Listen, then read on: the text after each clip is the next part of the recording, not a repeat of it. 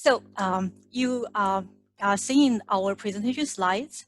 The paper we are presenting is a working paper, and we are going to talk about our research interest on whether adult children's transition to marriage affect older parents' subjective well-being in China.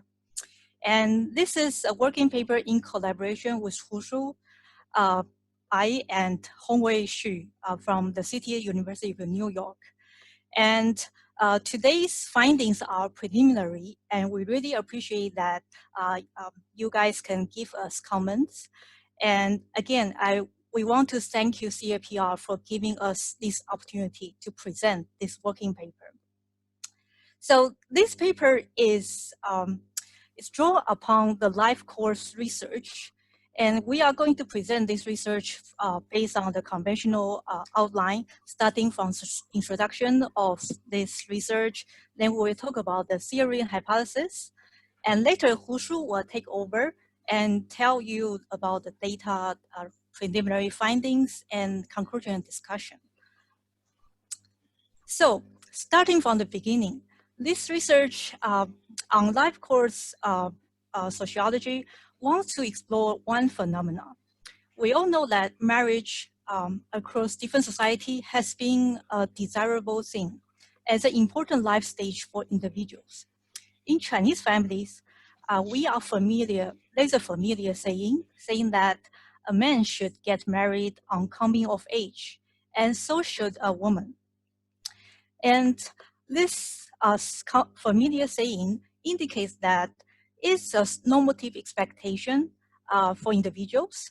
And even right now in contemporary China, it's still a popular saying for younger adults, and also even so for older parents.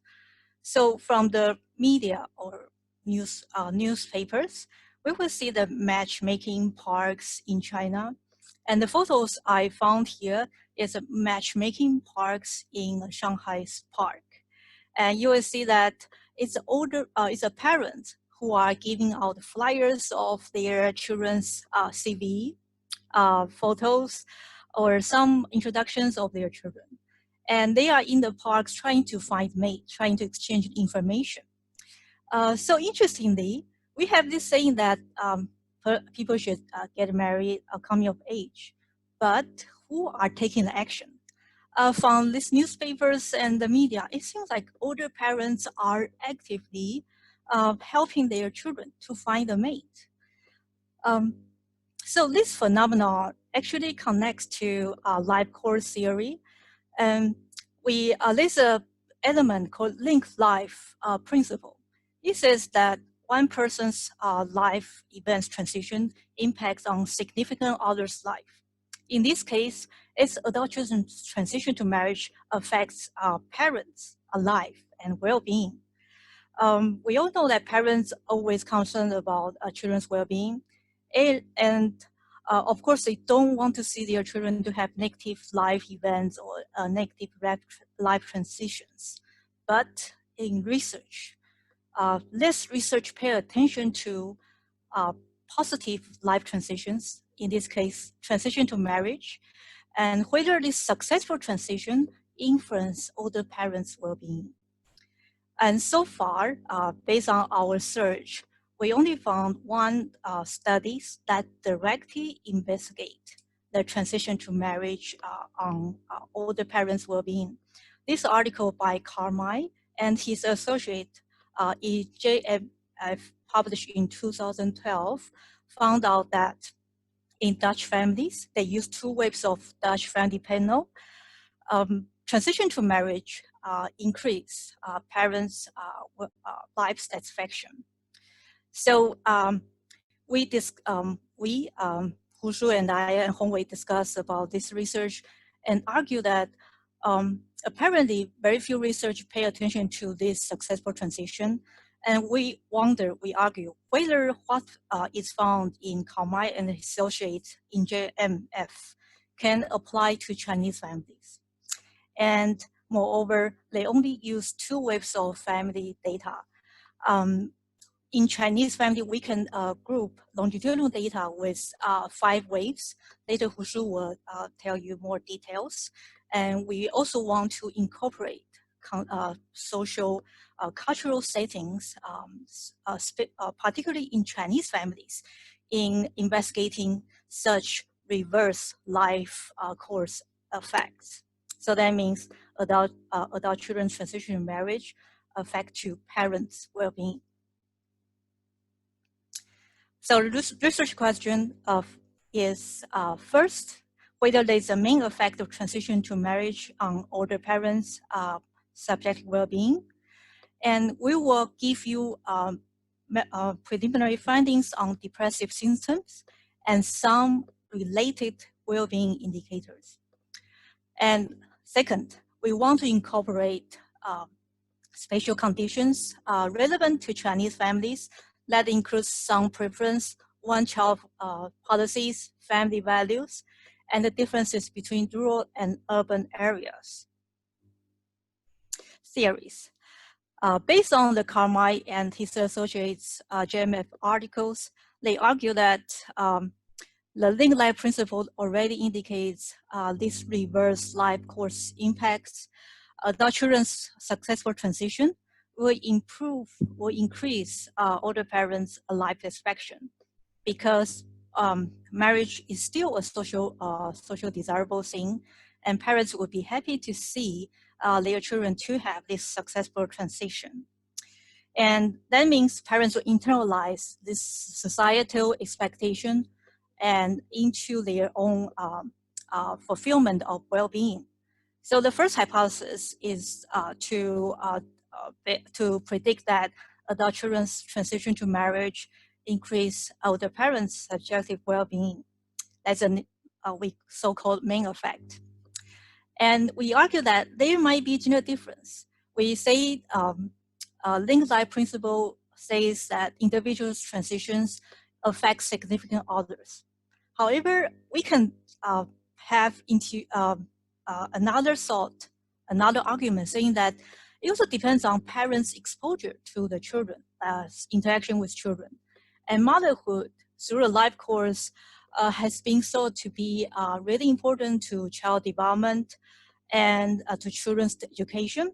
Even in later life, older mothers are more likely to be the ones to provide help to their adult children in helping the housework, in providing grandparental child care.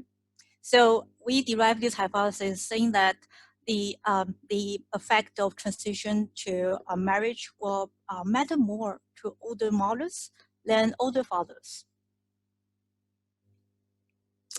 And this part, we try to add in the Chinese family factors. Some preference is a cultural relevant thing among Chinese families. So the basic argument is that parents will invest on sons more because sons would represent the family name, will carry out the family lineage, and inherit family property. Based on this idea, we would argue that older parents may experience even stronger joyful feelings and excitement to see their sons to get married more than their daughters. So the third hypothesis is derived based on this idea, like the hypothesis written here. And another two important factors to Chinese families is one-child policy and traditional family values. So one-child policy between 1979 and ended in 2015 has dramatically changed family structures. And for family with only one kid, apparently we were seeing that parents would invest much more on this kid in comparison to parents with multiple children. And they would have higher expectation in the child's career trajectory and life fulfillment. And it also means that if we are talking about transition to marriage, parents with only one child will experience stronger impacts from their their child's successful transition to marriage more than parents with multiple children. That's the fourth hypothesis. And the other factor, traditional family values, is different from the westernized normative values to think about marriage. So westernized norm focus on marriage as personal fulfillment, personal realization, but traditional family values in Chinese families talk about the harmony among generations, and to think about how the family lines, family names can be carried out. So we argue that for parents who still believe in stronger traditional Chinese family values, would experience stronger impacts from their children's transition to marriage, more than parents who are relatively liberal or less relaxed towards traditional family values. That's the fifth hypothesis here. And the last one, this one is more about the differences of economic development in urban and rural areas.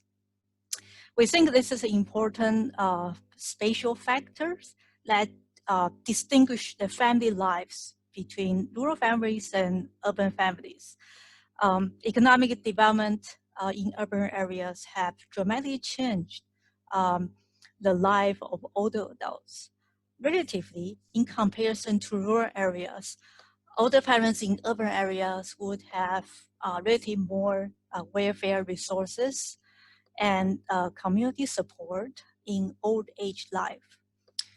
Older adults parents in rural areas, research have shown that still traditionally rely on children's support as old age support. And we all know that there was pension implemented in rural areas. However, relatively, older parents in rural areas still have to rely on traditional traditional support from their children.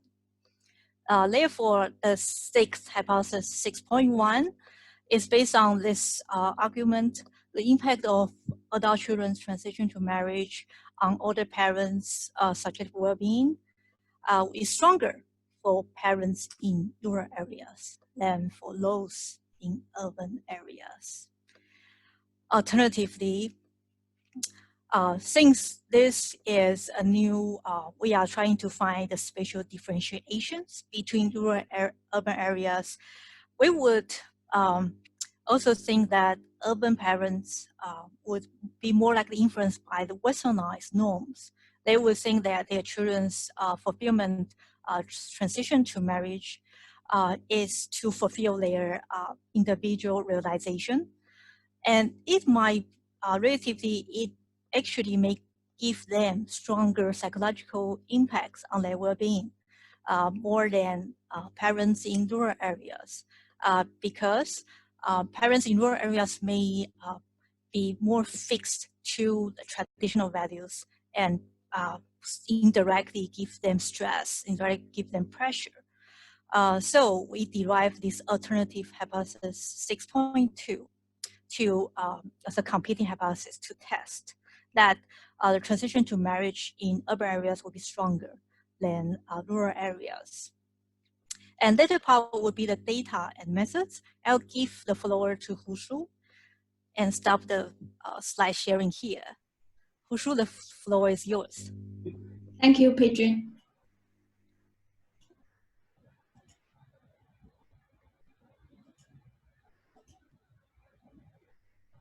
All right.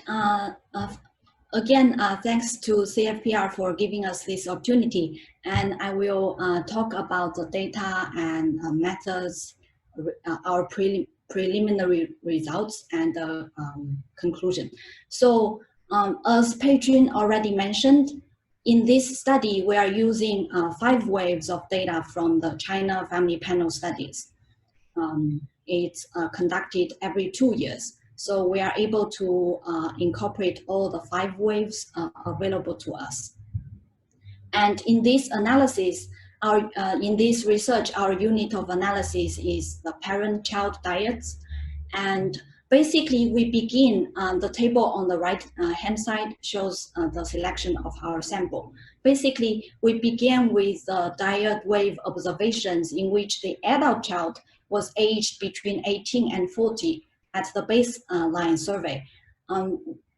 We choose this range is because based on previous studies, the marriage age in China are quite concentrated in the 20s and maybe early 30s. So I think between 18 and 40 will cover a decent proportion of the eligible participants, basically, who are ready, who are at a risk of transition to marriage. And among these observations, we excluded those in which the adult child was already married at the baseline survey because they were not at risk of a transition to a marriage. And accordingly, we also excluded the observations in which the adult child was divorced or widowed or their marital status was missing. Now, why the divorces and widows were excluded? Because transition to a second marriage or a higher order marriage is quite complicated, and we don't really have a good theoretical argument for that. So just to keep things simple, we want to focus on transition to first marriage here in this research. And in the next two steps, we also excluded the observations in which there are missing values in our main independent and dependent variables and all the other control variables. So which leaves us with a final analytical sample of 35,000 plus diode wave observations. And among these, we have over 9,000 unique parents, and we have 12,000 plus diodes in the sample. So our main dependent variables are a few measures to measure parents' subjective well-being, and particularly we focus on level of depressive symptoms.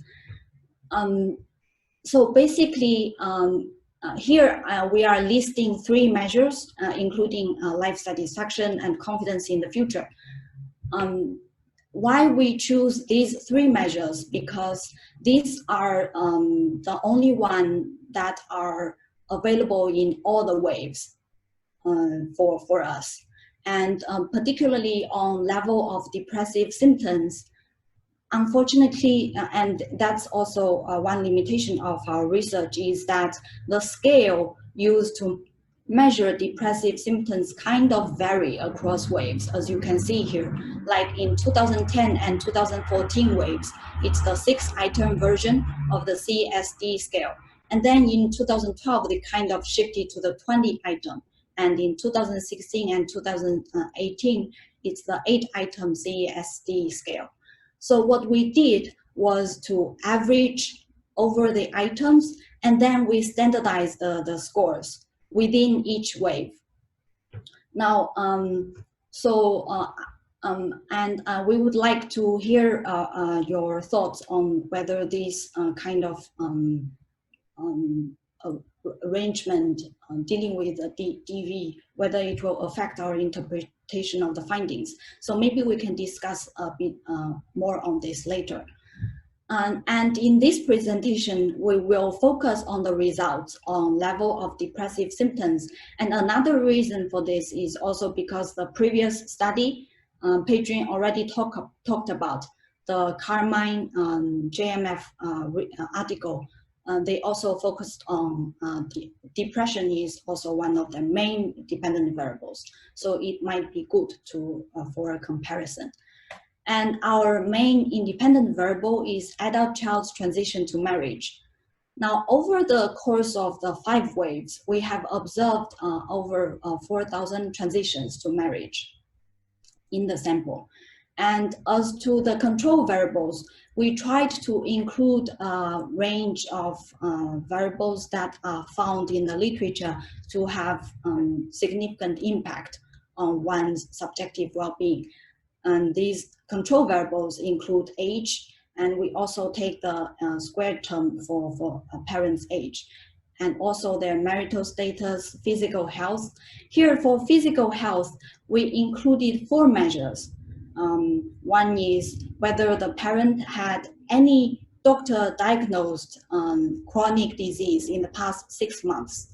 A second measure is whether the parent has at least one limitation in the instrumental activities of daily living. We also include their reported change in subjective health status compared to last year. And last one is a rating of their health status by the interviewer. Among the control variables, we have 2 measures to control for their social status. It's the subjective evaluation of their income level based on a 1 to 5 scale. Another one is their perception of their status, social status in the neighborhood, also from 1 to 5. And lastly, the physical proximity between the parent and the child. We think this is important because previous research has kind of shown the parent-child, the quality of the parent-child relationship and whether the parent and the child is co-residing will have a moderating effect on how children's life course transition affect parents' subjective well-being. And here for this measure, we basically divide it into 3 categories: co-residence and whether the child and the parent is in the same province. The third category is whether the child is in a different province or even overseas. So these are our control variables. And the analytical strategy, basically we use fixed effects linear regression models here, and we have 6 models for each of the dependent outcomes. So model 1 is to test the overall impact of children's marriage formation. And subsequently in the models, we introduce 1 interaction term at a time. Now here is also something we would like to collect your feedback on. So basically, what's the best way of testing interaction effects in fixed effects models? Now here as you can see from here, parent's gender, child's gender, or the child or the parent's value towards the importance of carrying on the family line, which was measured only in the 2010 CFPS wave. So basically these variables, they do not vary across time. So what we did here is to increase include the interaction term between the transition to marriage and the moderating variable. Another way of doing this is to do separate analysis on subsamples, and we did both. And we are going to show some of the results from both of these strategies, but we really would like to hear your thoughts on this, whether this is better or the other strategy is better. So let me go straight into the results. Here, table 2 shows the results of fixed effects models on parents' depressive symptoms from model 1 to model 6. And the control variables we talked about earlier are included in every model, so but they are not shown here due to the space limitation. So for model 1 is about the overall impact, and we see here transition to marriage is associated with a significant reduction in depressive symptoms among the parents. So so this result supports our first hypothesis. Now, as to whether it differs between mothers and fathers, now the Carmine's research, they looked at children's transition to marriage and on parents' depressive moods. And they didn't find any significant difference between fathers and mothers. So this is a different finding in our research. However, we are not very comfortable of this finding because in the separate sample analysis, we actually see the opposite pattern here. So, and we are still trying to figure out why this is the case. Basically, in the separate sample analysis, the results show transition to marriage is associated with a significant reduction in depressive symptoms among mothers, but not among fathers. So we are not very confident about this result. Now, whether the impact differs between sons and daughters, here the result is consistent with the subsample analysis, which I'm going to show you in greater details soon.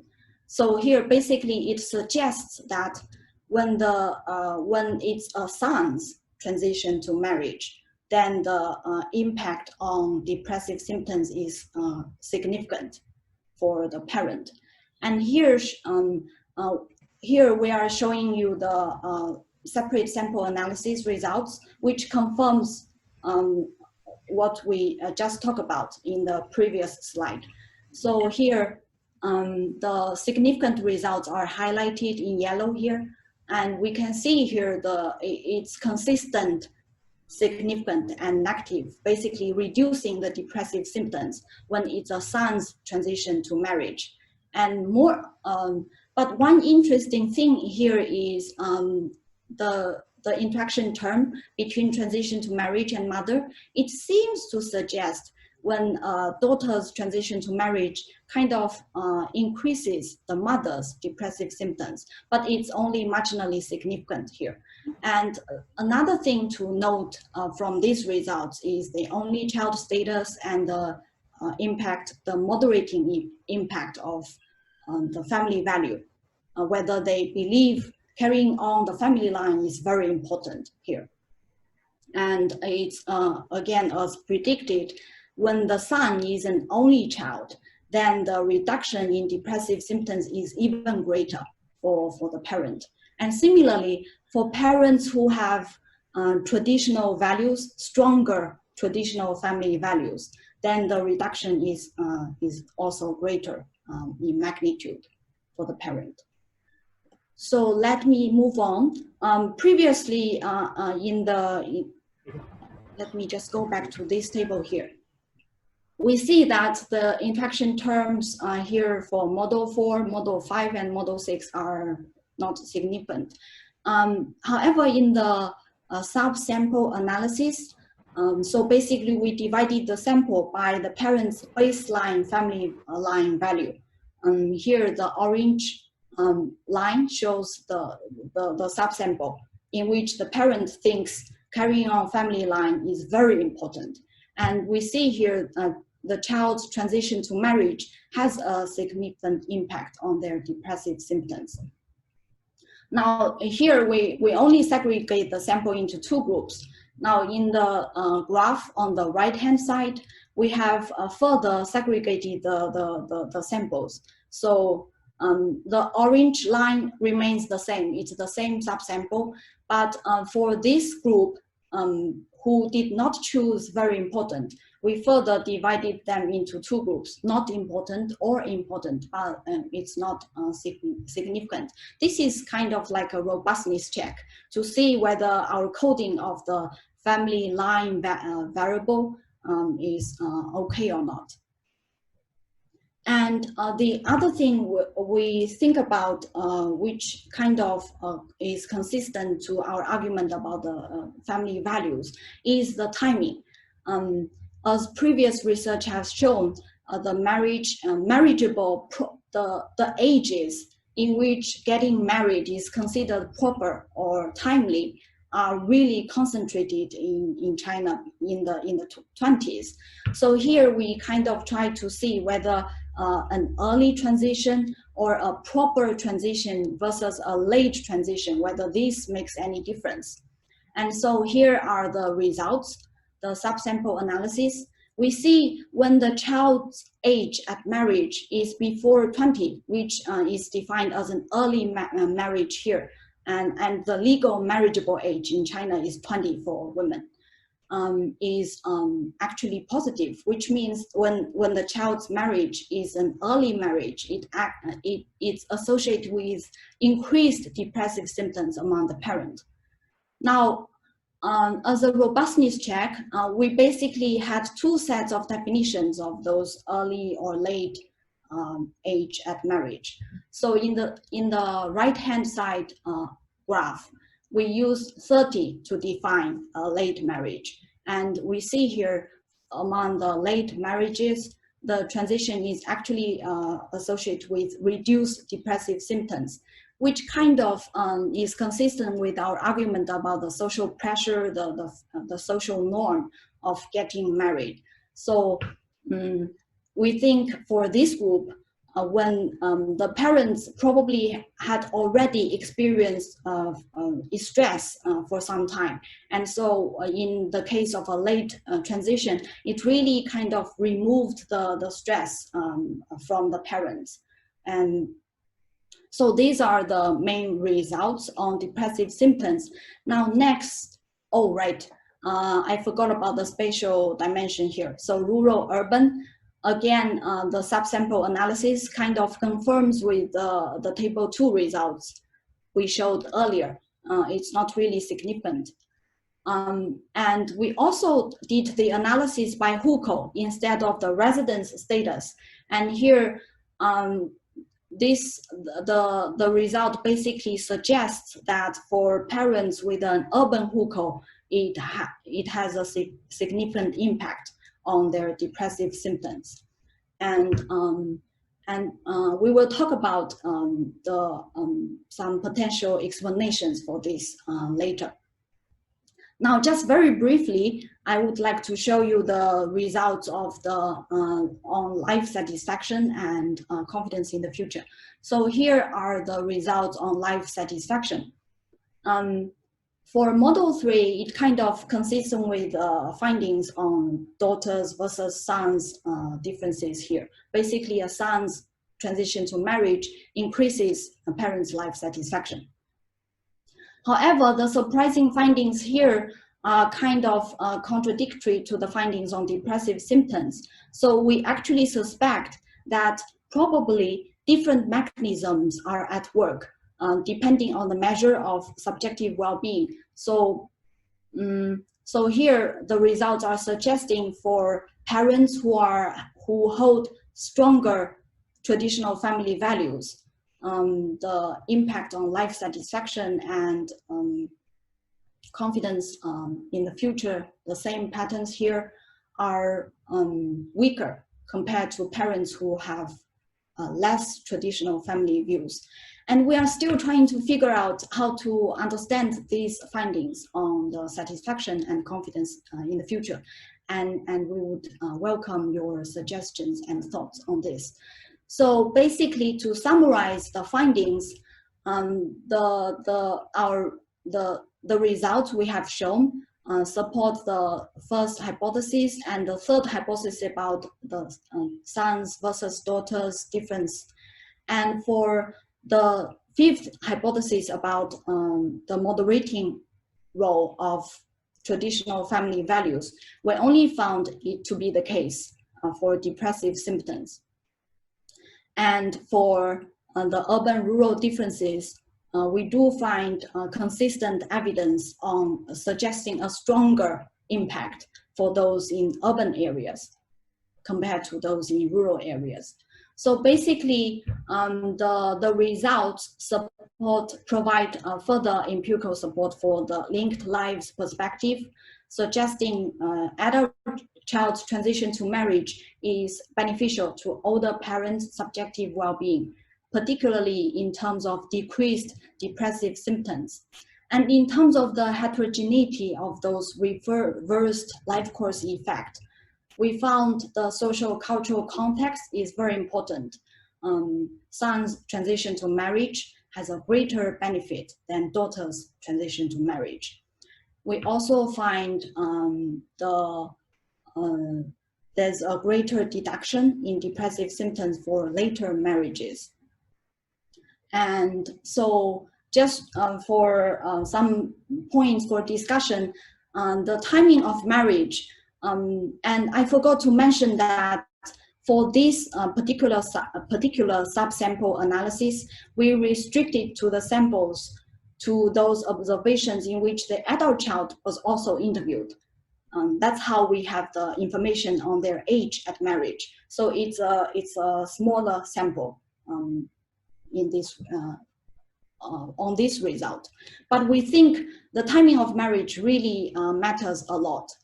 And the other thing is, so a more direct test of the family values could be the transition to grandparenthood, because it's about continuing the family line.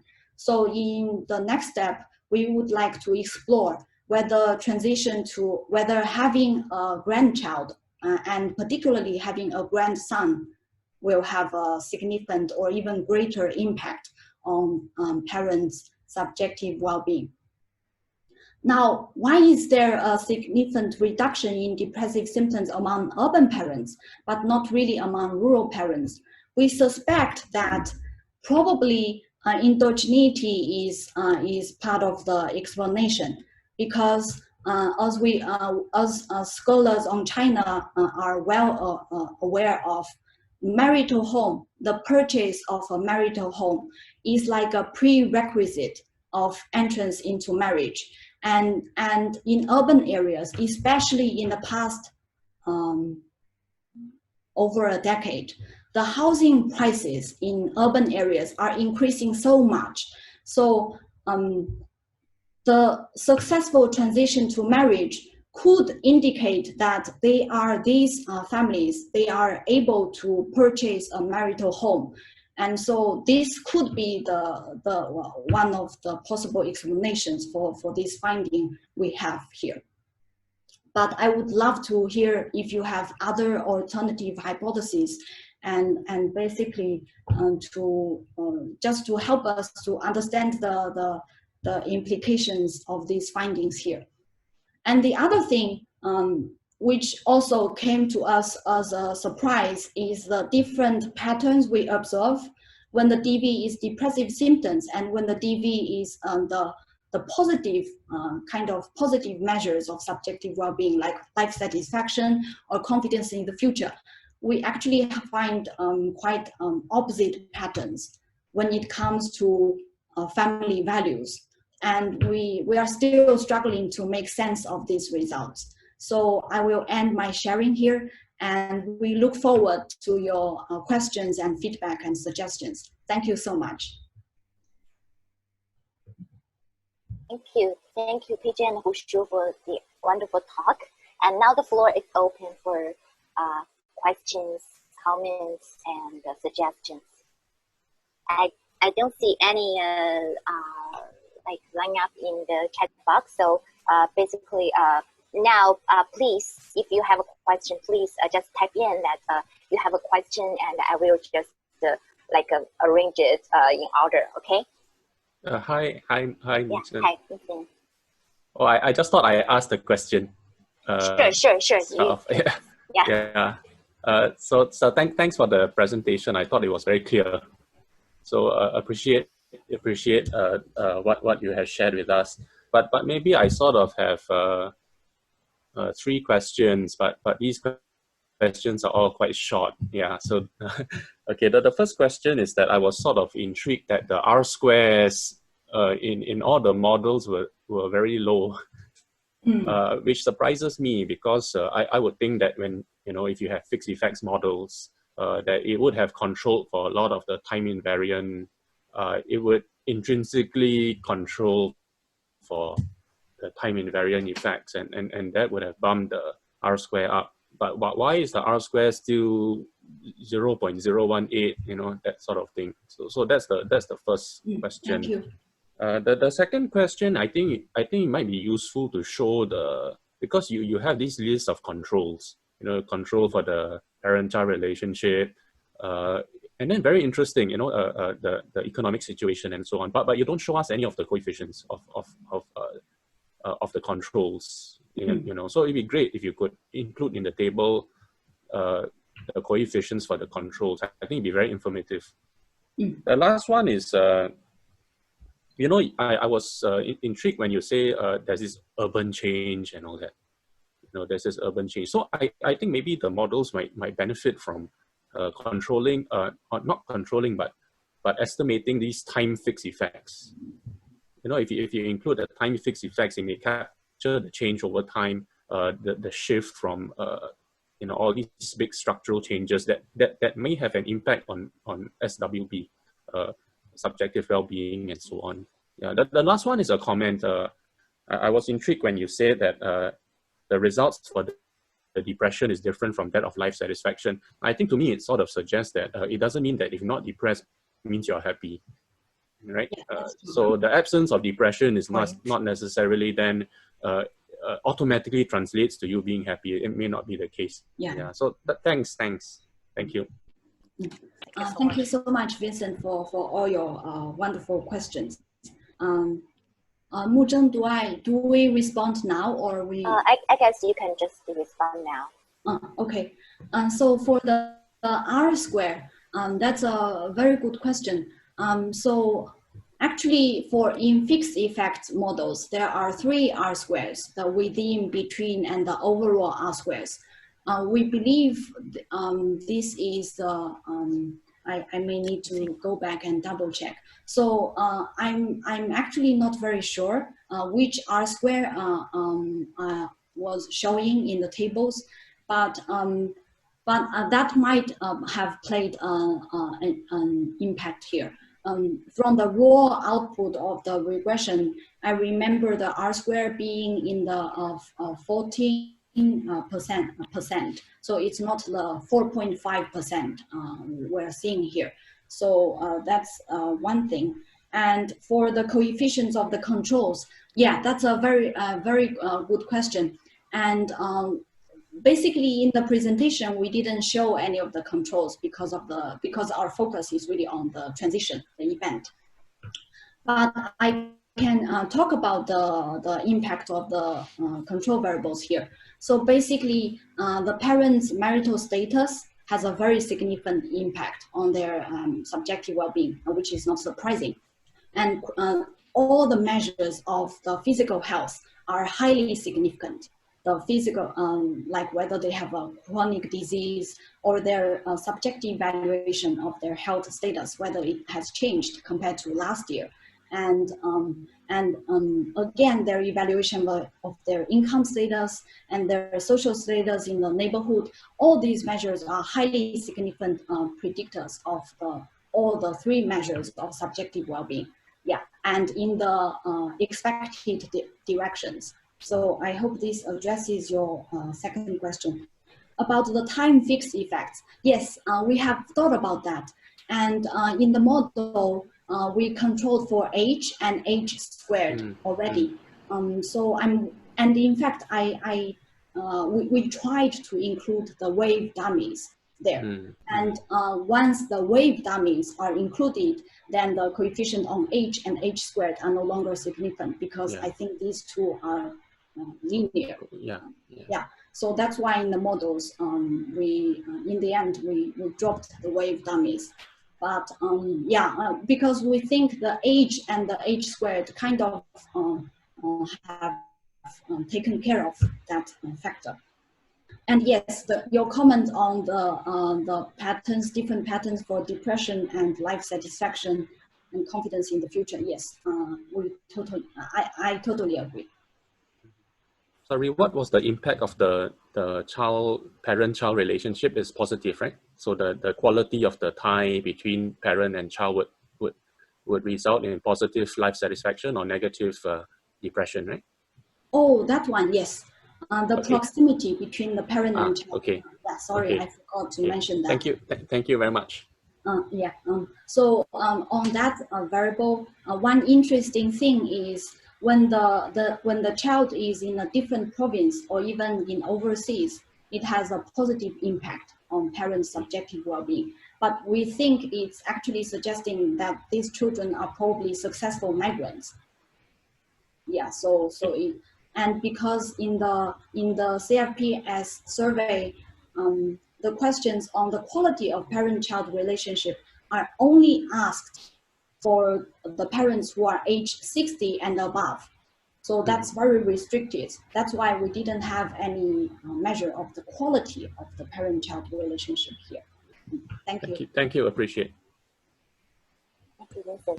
And our next question should be Professor Prem Damaraju from NTU. Yeah, thank you, Pei-Chun and Shu. Very interesting question, very interesting project. Like Vincent, have a couple of questions. They are more like comments on the methodology, because in your thing, you have selected those who were not married in the first wave, right? So this could be a selection, right? Because they're not the same as people who are already married in wave one. Right, is there a selection issue going on? And if so, how would you handle that? And then, the depression, I mean, I'm not very familiar with the literature, but is this a linear scale? Because usually there's a cutoff point in the score beyond which somebody would be considered as depressed. Because there might be a difference in your score from 5 to 6. It doesn't mean that they're depressed, right? Because usually these types of scales have a cutoff point. So I was thinking whether even if your findings show that there's an increase in that score, it doesn't mean that they're depressed, because again, there could be a cutoff point that you could use. Maybe you can categorize as, I mean, I don't know the literature, maybe you guys know it better, but I think the idea is that I was thinking whether linear regression on this thing really is kind of really the correct way of doing it, right? Maybe you want to use a categories based on the literature and so on. And I mean, again, going back to Vincent's question, it seems like many of the variables that you're interested in are kind of fixed in the sense that they don't change over time, like the child's gender and so on. And that's a kind of a challenge when we're using this type of models. Have you considered other forms of model, like a mixed model or kind of a random model? I mean, why a fixed effect? I mean, this is a standard question everybody asks, why fixed effect compared to random effect or mixed effects? But in this case, it's much more relevant because many of the things that you're interested in do not change over time, and you have addressed it based on an interaction. But I was wondering if there are other ways of doing it. And my final point is that, I mean, this is a very fascinating project, but there are too many things happening here, like depression is one thing, life satisfaction is a different thing. They're not the same dimension, they're completely different things. When you're trying to convert it into a paper, maybe it would be good if you can just focus on one thing, because I mean, it's completely different set of literature for depression and life satisfaction and so on. And it might also be easier for you to explain your findings. So, I mean, some of those are comments you don't need to necessarily respond, but I really enjoyed listening to you guys. Thank you for sharing with us. Thank you so much, Pei-Chun, for your great comments and questions. So for the first question about selection, yes, there certainly is a selection issue. I think probably what we can do here is to further restrict the sample to a younger age, where the selectivity is not that. So basically, we bring down the upper limit of the age range. So probably that's something we can do as a next step to see if the impact is still there. For your second question about the depressive symptoms, I guess that's one of the limitations of our study, since basically we standardize the depressive symptom scores within each wave. So when it changes, it actually probably means the respondent's relative standing in that year changes over time. And it doesn't really mean the depressive symptoms. So I guess we need to be more careful about the interpretation here. And one thing we could do is actually to only use the 6 items that are common to every wave and use the absolute value as the measure for depressive symptoms. And in this sense, we can actually say that if there's a change but we haven't done that. And thank you for your question, which we will incorporate in the next steps about the whether fixed effect model versus a random model. We have thought about that, and we actually checked and did a Hausman test, and basically the test result favors the fixed effects, and that's why we stick to the fixed effects model here.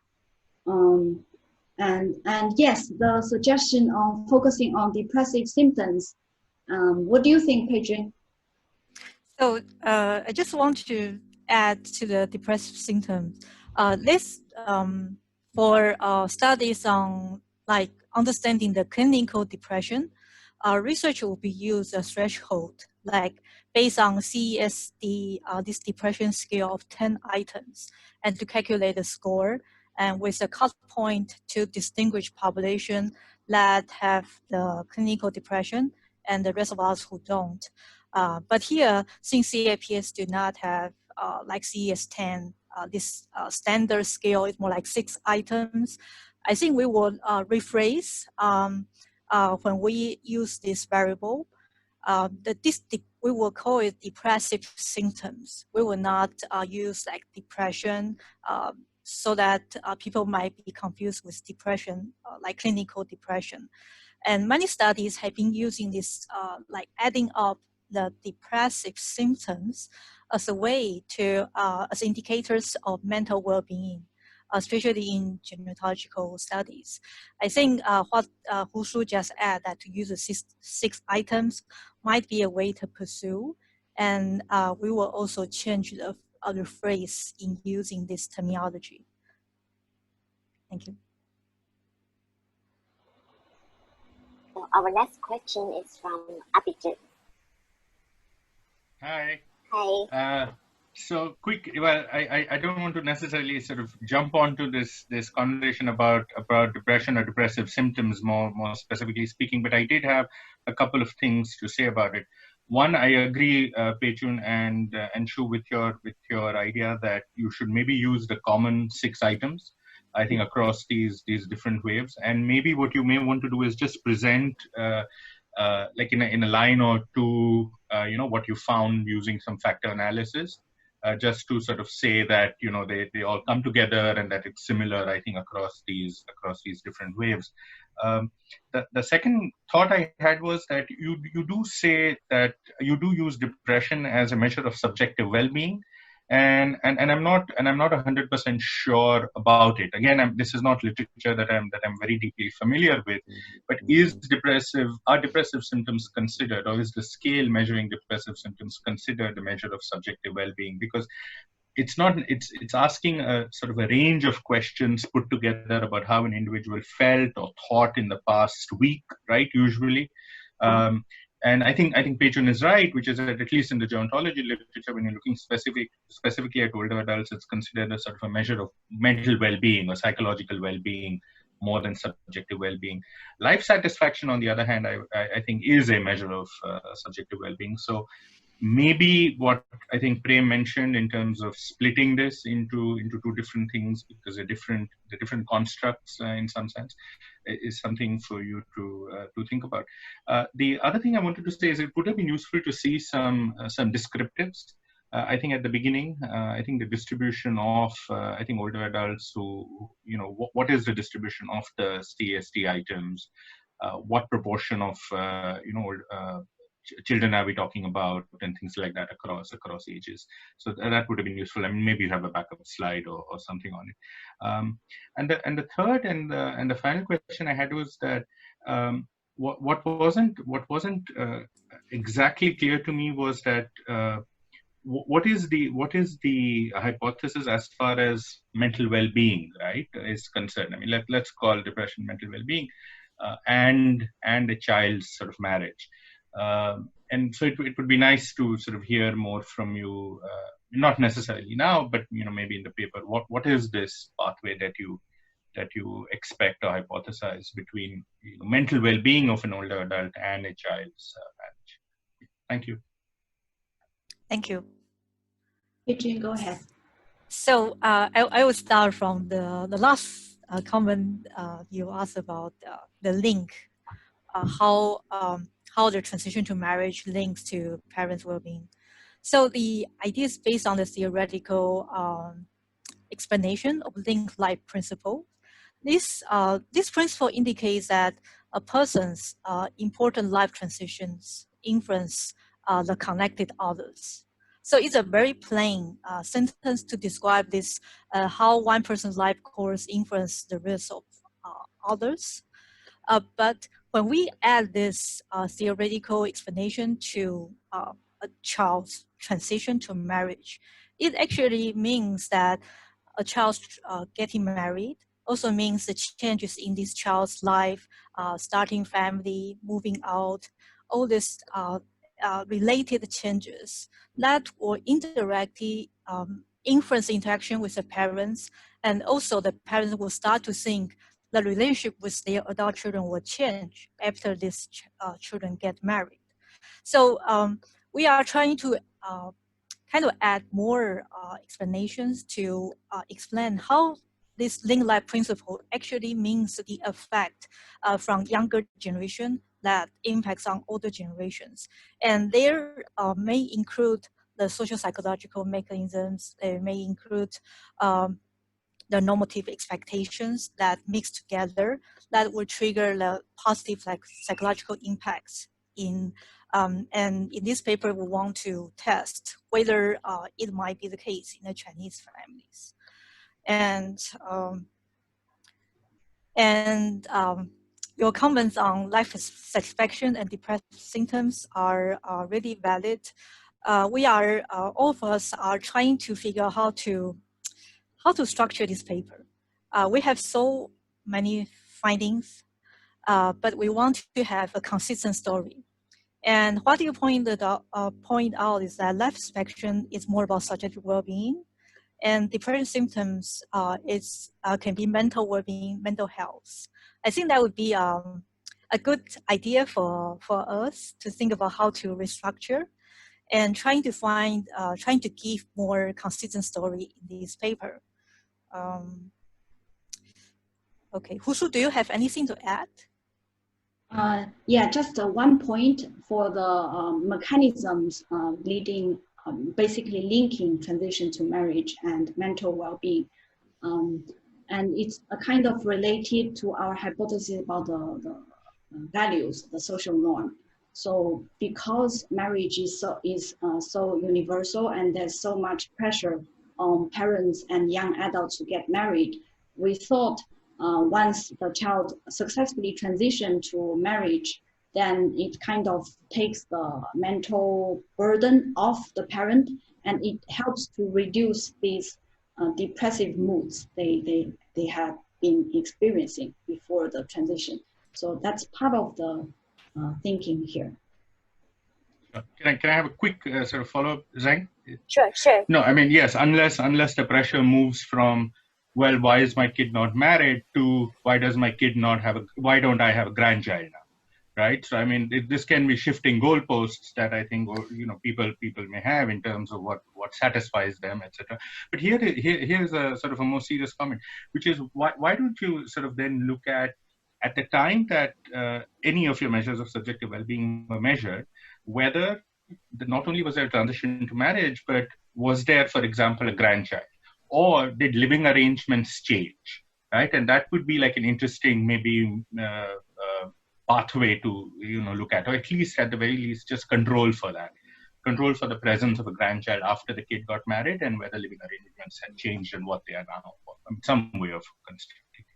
Yeah. Okay. Thank you for the suggestion. And so, as I mentioned earlier, the living arrangement is kind of controlled already, the physical proximity between the parent and the child. Okay. And your point about controlling or the presence of a grandchild is, yeah, we will definitely try that.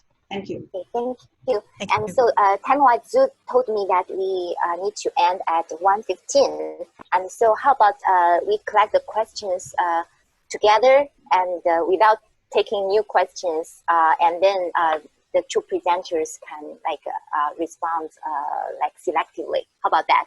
And so next, let's take questions from Xiaorong. Peel do Poonam and like a comment from Christy. And after that, Wushu and Pei-Chun can respond. Okay. Hello, can you hear me now? Yes, yes. Okay. Thank you very much for this wonderful presentation.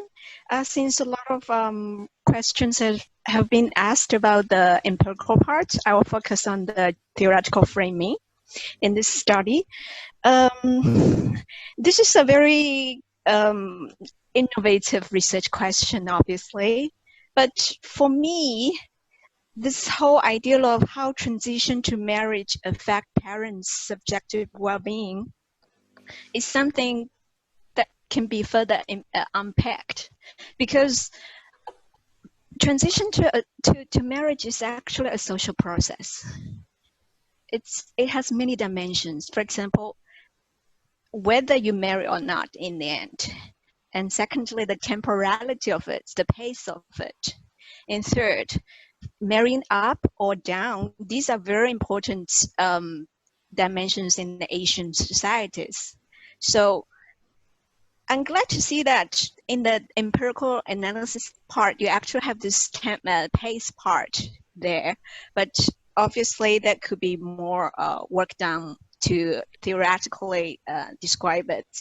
And secondly, I thought about this whole, in general, the framing that transition to marriage would positively impact parents' well-being might be, I mean, just one story. The other story might be the opposite, right? Because parents will have to invest a lot in the Chinese context. This is a resource draining process. So that the opposite might be true. Parents might feel more pressure and depressive symptoms. As far as I see, a lot of on-the-ground studies by qualitative researchers show that actually, for example, Susan Choi and her co-authors describe the migrant families in which those parents feel feel enormous pressure to prepare for their son's marriage since very early age of their children. And yeah, that's pretty much what I'm saying. Thank you. Thank you, Xiaorong. Thank you. Hi. I also suggest you, focus on one outcome like life satisfaction, considering the reported weakness in the measure of depressive symptoms. And regarding this, I'm wondering if parent-child contact or the geographical proximity plays some role in explaining urban-rural difference between transition to marriage and life satisfaction. Maybe you can try three-way interaction between transition to marriage, urban-rural, residence and contact or proximity. And also another thing is you can try multiple imputation, considering the proportion of missing is around 10%. And lastly, I don't see anything that accounts for the retransition from marriage to non-marriage, for example, divorce, separate, or widowed after the child gets married. So I suggest you can try to, to account for this in two ways. The first one is to conduct right censoring. That is, to drop observation in the subsequent ways after the child gets married, so that we can, remove those observations to purely see the effect of transition to marriage. And another thing is to create the variable for those who experience more than one transition in their marital status across waves, so that we can see whether the, retransition to non-marriage really matter to the life satisfaction or depressive symptoms of the parents. Yeah, that's all for me. Thanks. Nam, do you want to elaborate on a question about arranged marriage in China? Should I ask the question? Yeah. You want to elaborate or? Fine. It was there in the first slide itself that a kind of arranged marriage program has been there, because since in Nepal also we do have arranged marriage here also in these days of modernization. So are the arranged marriages in China, they help in the depression and in the well-being of the parents?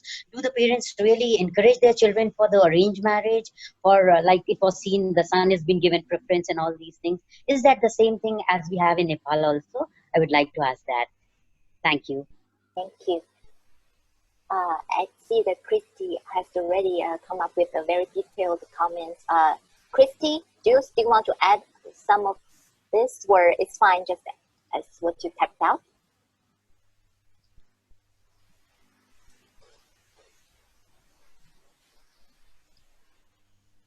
Hello?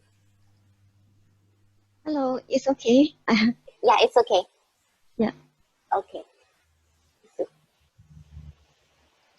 basically, it's about the region, the spatial heterogeneity, right? And so probably now we just pass this microphone back to you, Hushu and Pei-Chun. Thank you, Sharon, Pierdu, Poonam, and Christy. Very good comments and suggestions. The theoretical part about the pace, the timing of marriage, definitely we will explore this dimension further. Just that, but this will probably be done on a restricted sample here, on which we have the child's timing, marital timing information on that. And yeah, very good suggestions. And let me see.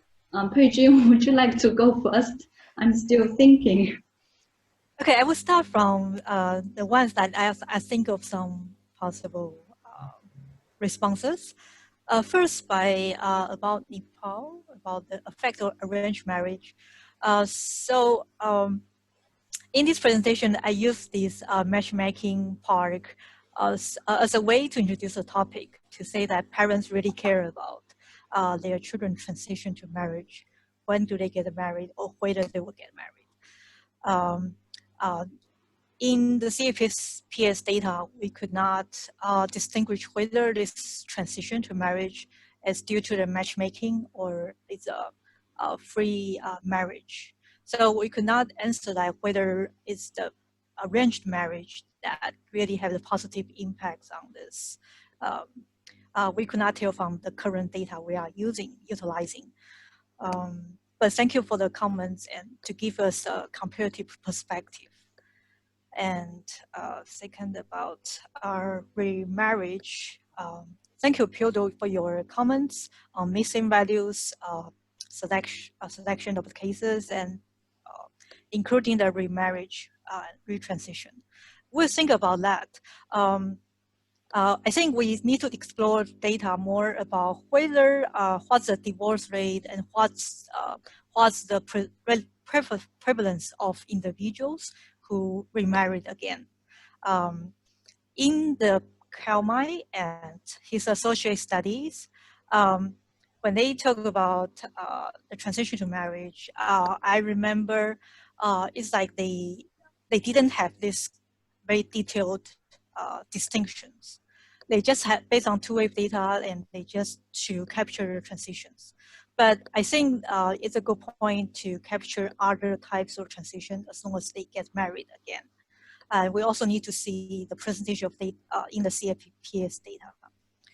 And missing values. I think we need to do more sensitivity analysis to see whether it matters, whether it influences the effects we are pursuing.